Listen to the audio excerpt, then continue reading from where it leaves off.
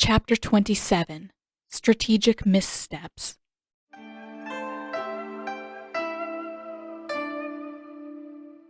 I trust that you slept well. Katara scrubbed at her eyes with the heel of her hand. More and more hair was working its way out of her braid, and the loose strands hung in streaks across her face and stuck out to the sides in unruly clumps. She really ought to redo it, but without any way to wash, or at least comb her hair, she couldn't see much point. "What gave you that idea?" she asked sarcastically. The general raised an eyebrow and gave no comment. Soundless, he pushed the teapot closer to the bars. She scowled. She didn't look that bad. Probably. Her hair may be messy, but she was well rested for the first time in days. She couldn't look that bad. She bent another serving of tea into both cups anyway and took another bite of the odd, gloppy breakfast the general had brought while she waited for him to drink.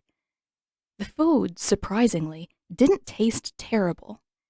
It looked strange, with slippery, semi-liquid pieces sliding around the bowl if she jiggled it, and the texture was a little slimy for her liking. But the flavor wasn't bad. It was sweet, with just a slight, pleasant edge of spiciness. Of course, she would never admit that she liked it.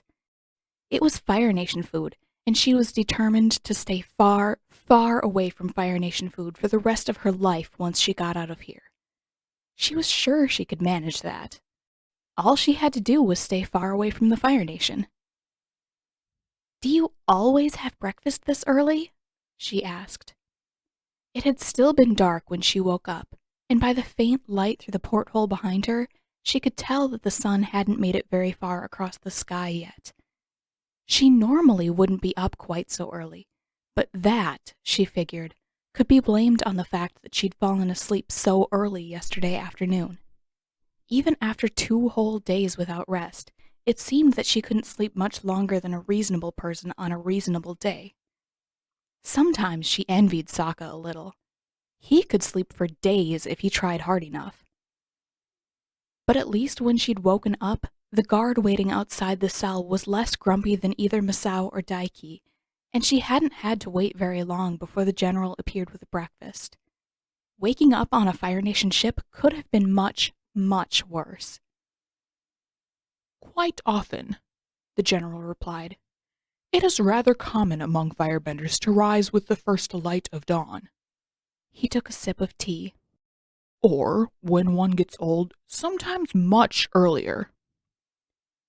Katara picked up her cup and did her best to look nonchalant.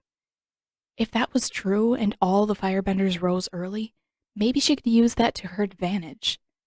Maybe she could turn the crew's routines against them. Does Zuko get up early? That was a bit less subtle than she'd hoped. The old man didn't seem to notice. He considered his gently steaming bowl. As a rule, Prince Zuko keeps the hours that suit him. Katara's eyebrows crept downward. What was that supposed to mean? My nephew is quite young, the general added. His routine does not always remain fixed. So was Katara, but she didn't have any problem keeping a routine. In fact, she was so good at routines that she didn't have much problem enforcing some of those routines with Sokka and Aang. How young is quite? He recently celebrated his 16th birthday. He paused, pulled a face, and downed another sip of tea. If a larger than usual breakfast and shortened training session can be called a celebration. 16? She could have sworn that Zuko looked... Well, he didn't look older than that, actually. His scar and his perpetual scowl made him look scarier, not older.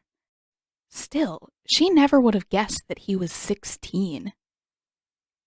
"He's my brother's age," she blurted, nose wrinkled. Or close enough. Sokka still had a few months left before his birthday, but that never stopped him from insisting that he was basically a grown man. He most definitely wasn't, but Katara didn't usually care enough to argue that point. The general nodded. I am not surprised. The three of you seem to be of a very similar age. Katara frowned. Accurate or not, she wasn't sure she liked being lumped into a group with Zuko. She took a sip of her tea. It didn't matter anyway. She needed information. All she had to do was find the right place to start looking for it. So, you're related to Zuko. She was tempted to say something about how she was glad none of her family were such massive jerks, then thought better of it. You must be related to his mother. The general cocked his head to the side. What gives you that idea? You seem too normal to be related to the Fire Lord. I'm flattered. He stirred his bowl of pale, gloppy stuff, then raised a bite up to his mouth before finishing. But you are mistaken. The Fire Lord is my brother. Katara froze. Questions flooded in on her. What was the Fire Lord like? Why was he so determined to take over the rest of the world? Did he realize how many people he'd destroyed? Why was his son so intent on capturing her and Aang? How had the general turned out so nice compared with the rest of his family? What were the Fire Lord's weaknesses, and how could she take advantage of them? The general probably knew everything she could possibly need to end the war for good if she could just pry it out of him. But all of the questions fell away. Before her mind could catch up with her mouth, she burst out, "The Fire Lord must be ancient!" Perfect. That wouldn't tell her anything useful at all. King Bumi was ancient, and that didn't stop him from fighting. The general chuckled. And how is that? Well, at least the general wouldn't suspect her of digging for information if she asked stupid questions. Isn't that how royalty works? The oldest one takes the throne? She didn't know much about royalty, but that was how it worked in Omashu. Why would Fire Nation royalty be any different? If you're his younger brother, then... It is traditional for the eldest to take the throne, he agreed. But my father's passing was sudden. I was far away and in no proper state to rule, so my younger brother took the responsibility that I could not. A faint, troubled look flashed across the old man's face and was gone as quickly as it had appeared. As my brother had heirs and I did not, there was little objection to the change. There was a flicker of sadness, but that too passed, and the general clapped his hands on his knees. Now, I must eat quickly, as I believe I have business to attend to this morning. He finished off his breakfast in a few large bites and washed it back with a swallow of tea. I will be back to share lunch with you later, Miss Katara. With a sigh of annoyance, Katara turned back to her own meal. It shouldn't surprise her that her brief attempt at interrogating her captors would lead nowhere, but it still bothered her. Just a bit. Her mind was clearer than it had been in quite some time, and her arms ached from 2 days of almost continuous bending. Thinking, planning was all she could really do, and she had nothing useful to work with. What was she supposed to do now? Just rest? Will it be all right if I leave you now? The general asked. I will send Taro back until the shift bell rings. Katara shrugged. Fine. She could at least finish her breakfast and her tea. She'd watched the general eat and drink enough to be satisfied that none of it was tainted. The old man's footsteps retreated toward the stairs, and she leaned back against the bunk, holding the rapidly cooling bowl in her lap. She had to learn that trick he used to heat up his food. It looked useful. As she ate, muffled conversation carried down the corridor toward her. Katara tilted her head slightly, hoping to catch even a snatch or two of useful information, but quiet rumbling was all she could make out over the endless noise of the engines. She frowned and took another drink of her tea. Maybe she shouldn't have spent quite so much time waterbending over the past few days. This was the longest she'd been left alone in days, and if her arms didn't ache so badly, she could be using this time to escape. But she'd had no way of knowing that she'd feel so much better after a few meals and some rest. She hadn't known that the general would ever take an interest in helping her. Katara still refused to believe that the general had only followed Zuko's orders. That was just ridiculous. Zuko wasn't that nice. Zuko wasn't nice at all. A new pair of footsteps descended toward her, and Katara kept her focus on her bowl. A few minutes to herself. It wasn't much, but maybe next time she could make some progress in taking down the door. A shadowy figure stopped outside the cell door, and she took her last drink of tea. She should ask for water next time. She could bend with tea, but water would be better. Having water to drink would be good too. The shadowy figure still didn't move. What was his problem? The chair was right there. Why couldn't he sit down like a normal person? Are you going to just keep She let her eyes trail to the side and almost dropped her bowl. That wasn't the man who'd been guarding her all night. Zuko crossed his arms. You're eating. Was that supposed to be a question or a statement? His tone was too flat, his expression too scowly for her to tell for certain. And if it was meant to be a question, it was a painfully stupid one. What else would she be doing with a bowl of food? Setting her bowl down, Katara stood up. She didn't care to be loomed over, especially not by a jerk of a firebending prince who was barely older than Sokka. What are you doing here? It's my ship, he answered. I can go wherever I want. Katara crossed her arms right back at him. Really? Because you barely set foot down here for 2 whole days. I was starting to appreciate not seeing your stupid face. Zuko flushed absolutely scarlet back to his... well, not back to his ponytail, actually. His head took on an odd grayish cast partway back, roughly where his hairline should be. Where his hairline apparently was. Zuko had a hairline? Since when? Well, on second thought, he probably did have more than that single patch of hair. It only made sense that the rest of his head was shaved bald, but still. His hair looked stupid enough on a regular day when there wasn't any proof that he was capable of growing a normal head full of hair. Ugh, she was not going to get distracted because his stupid hair looked stupider than usual. What do you want? I want to know where I can find the monk and your brother. Katara couldn't decide whether she should be impressed by the attempt at honesty or not. Probably not. What kind of an idiot do you think I am?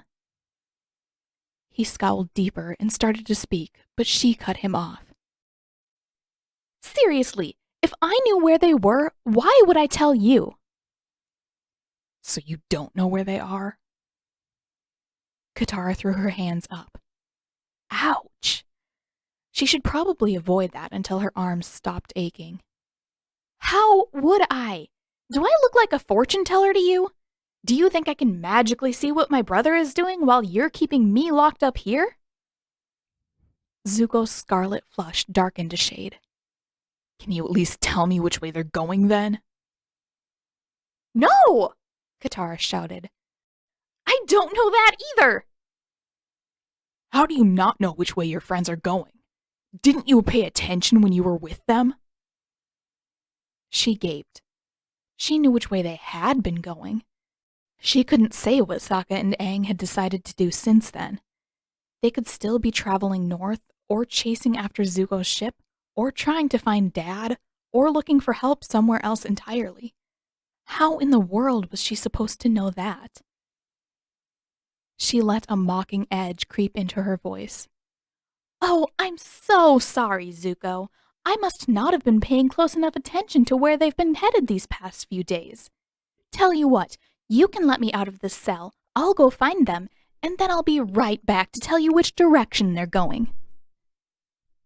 His single brow furrowed, and for a second he couldn't seem to decide whether she was being sincere or sarcastic. Why would I ever agree to something like that? She gave a huge, exaggerated shrug. Ouch. Why would I ever help you kidnap my friends? Zuko spluttered at that, and Katara jutted out her chin. Served him right, the big pompous jerk. He ought to feel like an idiot. When Zuko finally managed to string words together again, he scratched at the back of his head. My uncle said you were talking to him. You could at least tell me something worthwhile. Katara rolled her eyes. Now he knew how she felt trying to wring information out of the general. So sorry for wasting your time. You're not helpful, Zuko snapped. Remind me when helping you became part of my job. He just kept turning redder, and the dull outline where his hair should be stood out more and more. Can't you understand that none of this is about me? I'm just trying to do what's right for the Fire Nation. Unluckily for you, I don't care what's right for the Fire Nation. She stood as straight as she possibly could and glared deep into his eyes. Not until you and your people stop trying to destroy the rest of the world.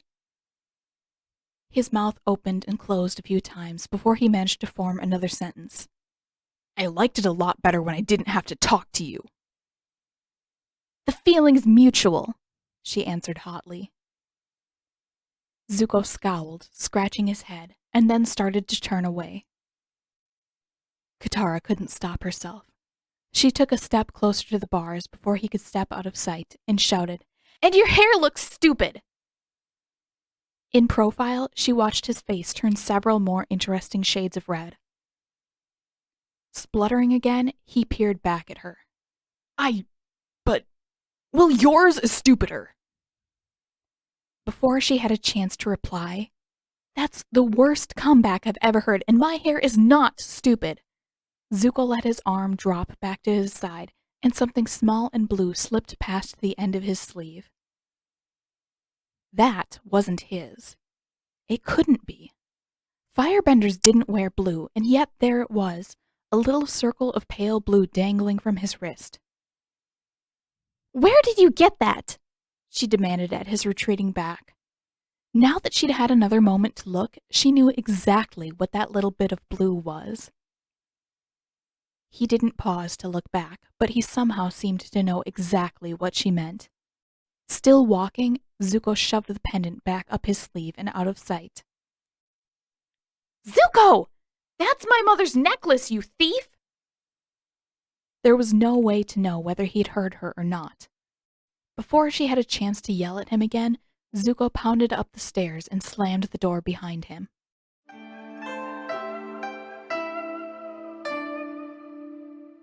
It was childish, Zuko knew, to enjoy the sound of his own stomping feet so much. But he couldn't help it. He savored the deep, metallic thuds as he stomped back to his cabin and then back and forth in small laps from one end of the cabin to the other. Stomping felt good. Much better than listening to the waterbender's voice still bouncing around in his head. He most certainly did not have stupid hair. His head was overdue for a shave, but that didn't mean that it looked stupid. Really, this was all Uncle's fault. He'd been the one who insisted that Zuko talk to the girl, just as he'd expected, and it had gone just as well as he'd expected too. What did Uncle think was going to happen? There were only so many things that Zuko could say to the waterbender, and it exhausted the vast majority when she refused to give him any information that he could use to capture the monk. He supposed that it wasn't surprising that she'd refuse to tell him anything. He wouldn't give her any information that she could use either. And it did come as a relief to know that she wasn't suffering any ill effects from her time without food or water, but Zuko could see no reason why he'd needed to discover that in person. He could have taken Uncle's word that she was okay. Zuko scratched the back of his head again. And no matter what she said, his hair wasn't stupid. It was just scratchy. He'd fix that later, after he calmed down enough to shave without slicing his scalp in the process. The pendant poked out of his sleeve again, and although there was no one around to see it, his face heated. He hadn't really intended to keep wearing the necklace around his wrist after they left June and Nyla behind, but he'd grown so accustomed to wearing it that he usually forgot it was there. Well, not anymore. He was almost positive that Uncle would keep insisting that Zuko visit the waterbender, and the last thing Zuko needed was another reason for her to argue with him. Or a chance that the crewmen might notice the girl's necklace and make comments. Assuming they hadn't already. Frowning, he unclasped the necklace and dropped it to the bottom of his trunk. Thief. That was rich coming from her. He hadn't stolen anything. The one time he'd tried recently, the waterbender beat him to it. And he certainly hadn't stolen the necklace. In fact, she ought to thank him for finding it. If it weren't for him, the necklace would have been swept up and discarded along with the rest of the rubbish at Hai Shui. She never would have seen it again. With a long sigh, he closed the trunk. Maybe he could use the necklace to strike some kind of bargain with her if he could just find the right thing to ask for. Not information about her friend's whereabouts, clearly. A knock came at his door, and Zuko scowled, then stomped across the cabin and swung it open. Uncle smiled up at him. How did it go? Lousy. He took a step back and motioned the old man in. I told you it would be a waste of time. Uncle rubbed his chin. I found the young lady to be quite pleasant. She kept yelling at me. Uncle raised an eyebrow, his gaze sharp. And did you, by any chance, happen to yell back? It was a question in structure alone. Zuko looked away. How much did you hear? I couldn't make out what was said, but the volume was unmistakable. Zuko bit back the urge to say she started it. Why should I bother, Uncle? He settled for instead. She clearly doesn't want to talk to me. And he couldn't see much reason to speak to her either. Not if she would just end up insulting him again. Perhaps she felt that she was being interrogated, Uncle offered. It may help if you could find a way to put her at ease before asking questions. Zuko glared. And how am I supposed to do that? I'm already making sure that she has enough food and water. Her cell is fine. It's not like I can just let her wander around the ship. Given the chance, she would definitely jump overboard. If she was feeling vindictive, she'd probably do her best to sink the ship, too. Is there nothing you can think that might come as a comfort to her? If I stopped trying to talk to her. With a frown, Zuko rubbed a hand over his prickly scalp and down the side of his face. I don't know. She's a mess and her clothes are filthy. Ah! Uncle perked up. Now there might be a start. Zuko's hand slipped and he almost slapped himself. I'm not going to let her have enough water for a bath, Uncle. Perhaps not, but there may be other options. Uncle folded his hands, apparently waiting for Zuko to supply suggestions. Maybe a change of clothes? He guessed doubtfully. A promising possibility. But where am I supposed to find a change of clothes for her? Aside from her, I'm probably the smallest one on the ship, and... Zuko caught a curious look from Uncle, and his face flamed. And she is not going to wear my clothes. I didn't say that she should, Uncle said, but his eyes sparked with amusement. I will leave the particulars to you. Zuko grimaced, but nodded. He could think of something. Probably.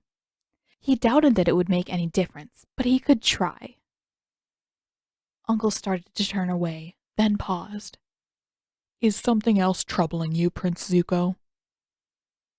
Yes. The girl was still on his ship, and Uncle was still making Zuko deal with her, and his head just got more and more itchy the longer he thought about all of it. Why, of all the things the girl could have chosen, had she decided to insult his hair? It wasn't as though there weren't other things she could have chosen to mock. Uncle, do you think my hair looks stupid?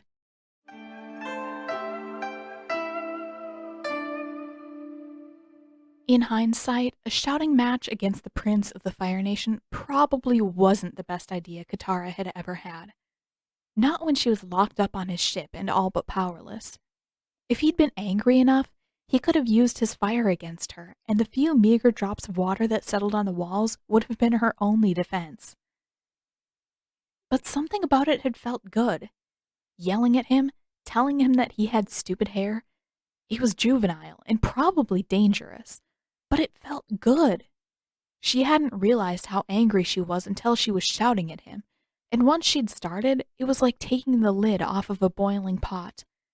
The pressure eased with every word, and when she was done, she could breathe just a bit easier. Of course, now she was angry about the necklace, too. She didn't know how he'd managed to get his filthy hands on it, but at least it was close. She'd almost given up hope of ever finding it again, and now she could finally get it back if she could just figure out a plan. Katara flopped back onto the bunk, resting her elbows on her knees, and stared down at the remains of her breakfast still in the bowl. It was odd. Of all the things Zuko could have done after an argument, she hadn't expected him to repeat her own insult back at her and then stomp off. And do it worse than her. Zuko was a firebender. Cruelty was in his blood, and yet he couldn't even argue properly. It was weird. And in a strange way, almost disappointing. What kind of firebender was that bad at arguing? But mostly it was weird. Her mouth had gotten away from her, and she'd insulted Zuko, and yet nothing had come of it. At least not yet. She'd have to keep a closer eye on the firebenders for a while just to make sure that they weren't going to punish her for insulting Zuko. Even though he deserved it. His hair especially. She leaned down and picked up her bowl, then huddled back against the wall. In the meantime, at least she had something safe to eat. As long as the general kept his word, as long as Zuko didn't order the old man to stop spending his mealtimes with her, that shouldn't change. By the time the guard made his way down and plunked into the chair across the hall, Katara was finished eating. Aside from the day of her arrival, that had been the longest absence yet. Staring across the cell, she frowned in thought. Maybe she could use that to her advantage. With the general coming and going, and now Zuko doing the same, she would have moments here and there when she was left to her own devices. Longer ones, it seemed, when Zuko was distracted after an argument. If she could start saving up small amounts of liquid, the condensation from the hall, spilled droplets of tea and soup, she would at least have something to work with in her brief moments of solitude. Maybe she could use that time and the tiny bits of liquid to cut her way out.